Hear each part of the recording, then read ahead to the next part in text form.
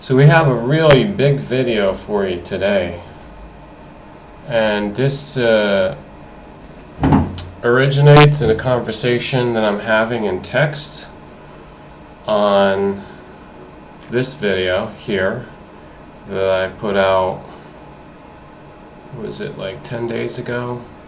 EU versus Israel on the disputed West Bank settlements pending economic sanctions. And it's interesting to note that this is a news story that I wanted to cover and really didn't say a whole lot more about it, but it's controversial in itself just to rebroadcast it. And in contradiction to what the EU did in this maneuver, just a few days ago they went ahead and categorized Lebanon's Hezbollah as a terrorist group. So this works totally in favor of Israel. So you can see like the EU is going every which way. Maybe they're playing both sides. So they're not anti-Israel and they're not pro-Israel. I suppose my answer will always be that all parties or all nations or all corporations do whatever is going to make them the most money. And whoever is most successful at this cutthroat game, this dishonest game, will end up the ones with the most money, if that's winning. But money is not everything, okay? So let me get into the conversation because I felt like we weren't going to be able to convey enough in text, and I just said, well, I'll do a video. So I've done this many times before, and I also want to say that this subject I have to handle very carefully because it is that loaded and emotionally charged. I mean, anything analytical or critical of the Jewish controversies or the anti-Jewish controversy or the Islamic or Zionist or whatever perspective you want to focus on and how it's connected with Jews and Israel and such. I'm going to be very careful here so that I define exactly what I'm doing. And then if you choose not to listen to me, you don't want to process what I said, then you're going to end up getting confused. So that's out of my hands. I will go point by point to build up a foundation to why I say the things that I do. But first, let's give some of the factors in this conversation, which the person who is conversing with me, who I'm specifically doing the video for, will remain anonymous, and that's easy to do so because their name is Jane Doe, and I'll show you their channel.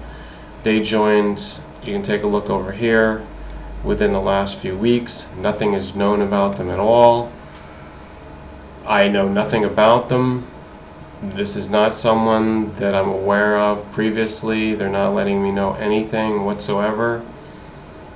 That's okay. It's neither negative or positive relating to what I'm going to say to them.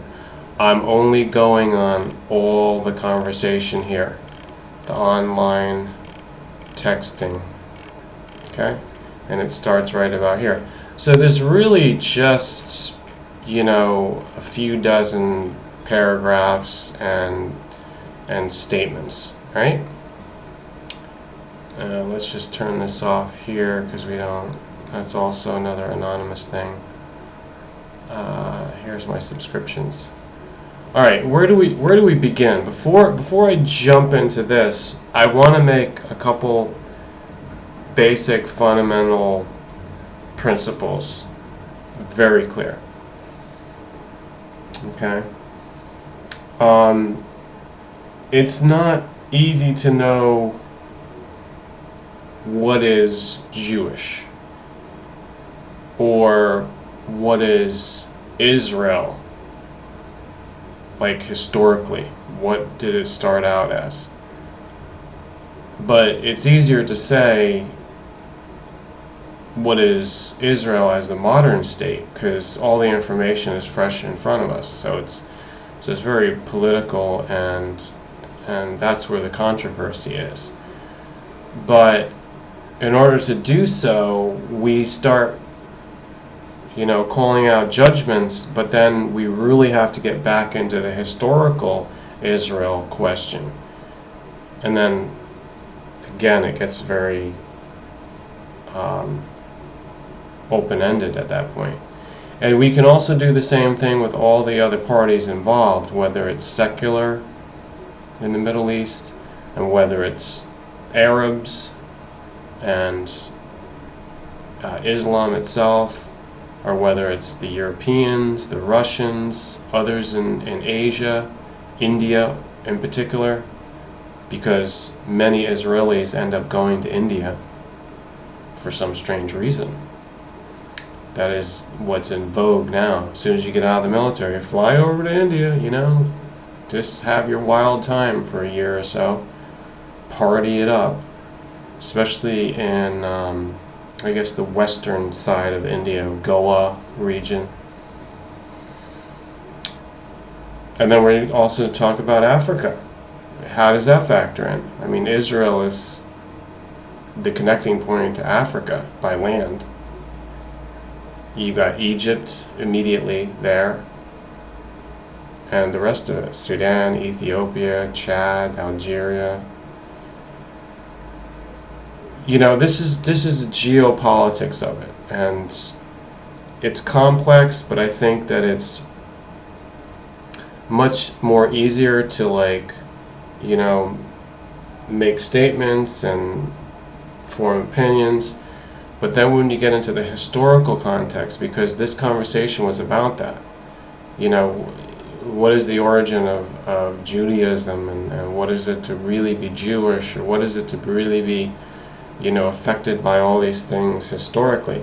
See, the thing is, if anything, the Jewish religion and the Jewish culture is all about the past. There are many traditions. I mean, this is true for any other major group or major religion, from Hinduism to Muslims, Buddhists, and also Christians. But what is it when we talk about the Jews? What is unique? Do they want to be more unique? Well, I have to rewind. I have to rewind all the way back to more foundational statement here. To what it is to experience humanity. What is a human being? I want to go to that idea first before I start talking about Jews and politics and then getting people confused. Whenever I say something, you got to see that it's within the context of my firm belief or cosmology that each person, that means you are an individual, you are a viewer, you're a listener, or a subscriber, hopefully. You are one, and you are yourself, and pretty much everybody is alone. We have to stand alone. But what is the universal thing that all of us share? We're all in this experience of self. So in order to compensate for this seemingly vulnerable position, we identify. We join up with groups. Identification has been known as the very crucial starting point of all problems, because you inherit so much. But really, let's clear this all away, because the self is just the self. It's really quite simple. You're just you, And that's whatever you're doing and thinking and believing right now. It is totally within your control. Nobody can and nobody should. Nobody has a right to stop that. Only you do. So you will be the one who's judged and analyzed for that. You cannot make excuses by saying, oh, I identified with the Jews, or oh, I identified with the Christians. No one can say that. This is just an excuse to lump yourself in with a group. See, in my world, my reality, which I call truth, absolute truth of human life on this planet, the truth of the matter is that we are all individual, independent selves. And we are only accountable to ourselves ultimately. And we have total control over what we do and what we think. Therefore, we are not any one of these labels or any one of these groups. These groups are just a matter of choice. And talk about birth. Just because someone says they're born Jewish, or someone says they're born Christian, or they're born Muslim, or they're born atheist, that's also another excuse of identification. Okay? That means you have to confront the idea that your parents told you something, and because what your parents did or your grandparents did to them, and so on and so forth, tradition and family and that kind of like propaganda continuum, it doesn't have anything to do with yourself. It doesn't. You choose that. You choose to continue that. They don't control you. Your parents don't control you. This is the real dividing line. We all physically need to be born. This is another universal thing. But what does it mean?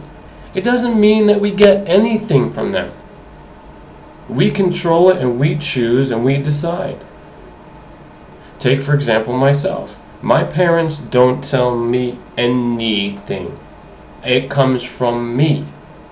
If it so happens that what they said I happen to still agree with or still embrace as part of my belief, then that just happens to be similar. Not because I got it from them because I had to believe what they said. No. I could have gotten it from the neighbors. I could have gotten it from a teacher. I could have gotten it from a priest. I could have gotten it from a rabbi. I could have gotten it from Anderson Cooper on CNN. I could have gotten it from any source and then processed the thought and said, yeah, that's a fact. That's something that I will incorporate into my system. That's my reality. That's what I hold true. That supports my absolute truth of existence.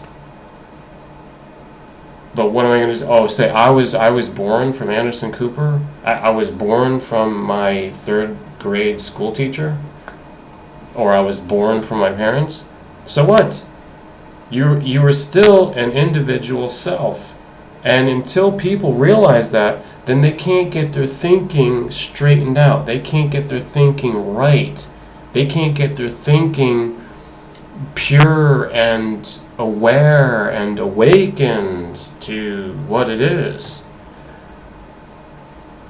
I'm sorry, this foundational statement, these principles have to...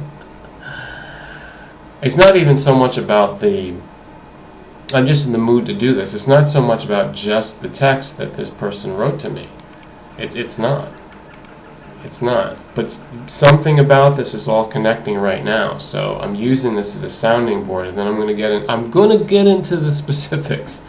But actually, now that I see the time, it's going to go to part 2. It's going to go to part 2. So therefore, nobody is being insulted here. Nobody is being discriminated against.